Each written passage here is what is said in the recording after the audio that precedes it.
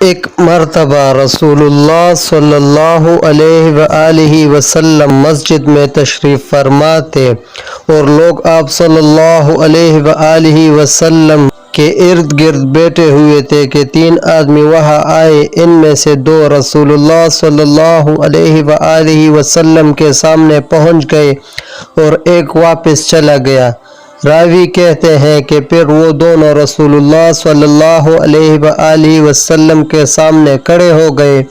اس کے بعد ان میں سے ایک نے جب مجلس میں ایک جگہ کچھ گنجائش دیکھی تو وہاں بیٹھ گیا اور دوسرا اہل مجلس کے پیچھے بیٹھ گیا اور تیسرا جو تھا وہ لوٹ گیا۔ تو جب رسول اللہ صلی اللہ علیہ وآلہ وسلم اپنی گفتگو سے فارغ ہوئے تو صحابہ رضی اللہ عنہم سے فرمایا کہ کیا میں تمہیں تین آدمیوں کے بارے میں نہ بتاؤں؟ تو سنو، ان میں سے ایک نے اللہ سے پناہ چاہی، اللہ نے اسے پناہ دی، اور دوسرے کو شرم آئی تو اللہ بھی اس سے شرمایا کہ اسے بھی بخش دیا، اور تیسرے شخص نے منہ موڑا تو اللہ نے بھی اس سے منہ موڑ لیا۔